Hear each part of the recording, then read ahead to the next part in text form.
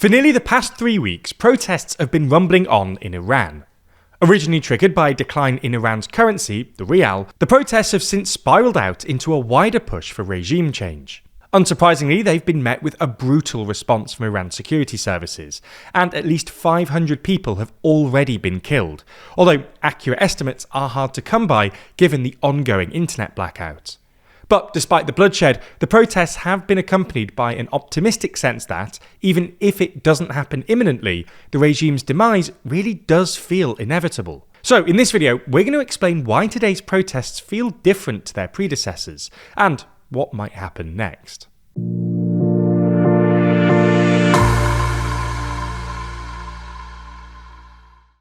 We sometimes make mistakes in our videos, and when we do, we think it's really important for us to be as open and transparent as possible. That's why we have a fortnightly podcast called The Editorial, where we respond to your criticisms, answer your questions, and explain what we got wrong. Watch the show by clicking the link in the description. So let's get straight into it. The first sense in which these protests feel different is they seem to enjoy remarkably widespread support across Iran.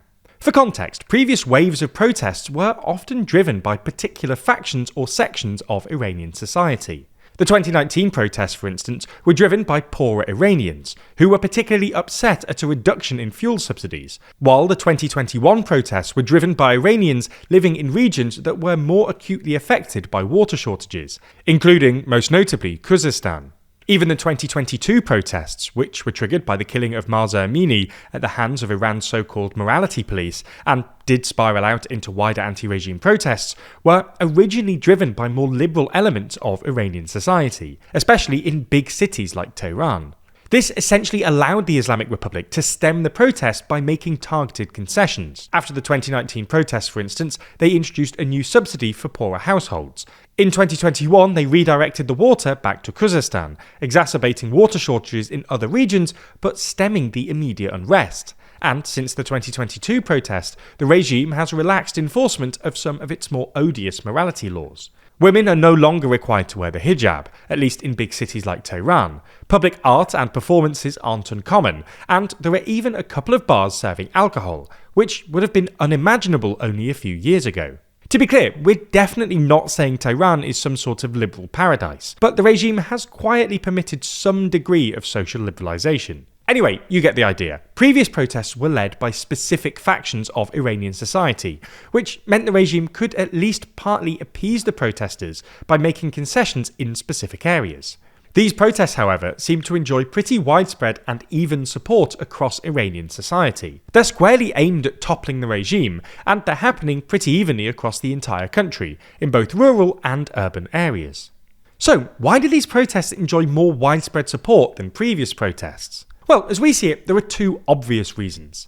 The first is Iran's all-encompassing economic crisis, which was actually the proximate trigger of these protests, which began amongst merchants in Iran's bazaars after the central bank allowed a massive depreciation of Iran's currency.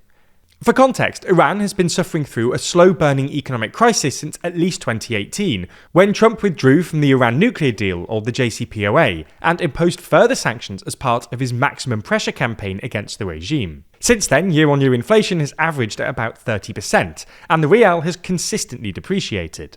But the crisis has become particularly acute in the past year or so, both because of Iran's war with Israel and the US, and because of the recent fall in global oil prices, which has been particularly bad for Iran given oil revenues account for a majority of its foreign currency earnings. Iran is now mired in a deep recession, with the World Bank forecasting a contraction of 1.7% in 2025 and then 2.8% in 2026.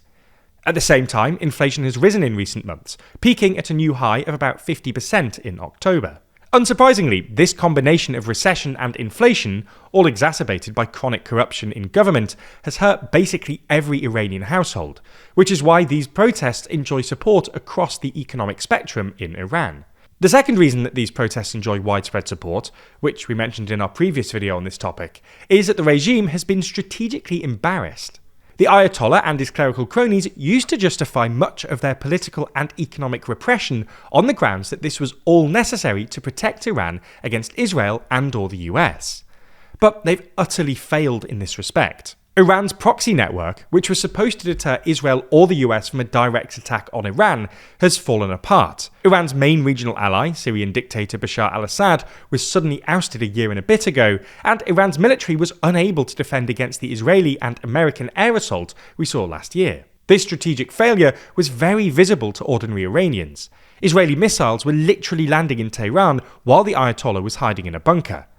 This means that the regime no longer has the excuse it once did for exercising its repressive apparatus, and there aren't many Iranians defending the regime on pragmatic or strategic grounds anymore. So that's the first way in which these protests feel different. They do seem to enjoy wider and more even support than usual. The second way in which they feel different is that they're coming on the back of the regime making certain concessions. We mentioned this a minute ago, but after the 2022 Mahsa Amini protests, the regime quietly made a number of concessions, including, most notably, permitting a degree of social liberalisation, something they'd previously refused to even countenance. This was clearly in the hopes of appeasing more liberal-minded Iranians, but history suggests that, once they start making concessions, autocratic regimes are usually on their way out. Most obviously, Mikhail Gorbachev's policies of glasnost and perestroika, essentially concessions to a Soviet public demanding more freedom, preceded the collapse of the Soviet Union by barely a couple of years. Similarly, in East Germany, the GDR legalised certain opposition groups and relaxed its trade and travel restrictions in late 1989, only months before the fall of the Berlin Wall. The third way in which these protests feel different is there's more focus on candidates who might succeed the Ayatollah, especially the eldest son of the last Shah, Reza Pahlavi, who is a polarising but singular figure amongst the Iranian opposition. This is not to say that Pahlavi is likely to succeed the Ayatollah. He lives in the US without a ground game in Iran, but his apparent relevance reflects both the fact that the protests are squarely focused on toppling the regime and that it feels more possible than it once did. Now, to be clear, we're not saying these protests will definitely succeed, and it's worth keeping in mind that the regime has survived recurrent protests since really the early 2010s. Nonetheless, today's protests do feel different in certain respects, and more Iranians are apparently thinking about what might come after the Ayatollah. Whether or not you believe that the new year's brings a new you, there's always pressure to find some way to better yourself as January rolls around. But where do you even start? Building new healthy habits isn't always easy to jump straight into, so that's why we always turn to Brilliant.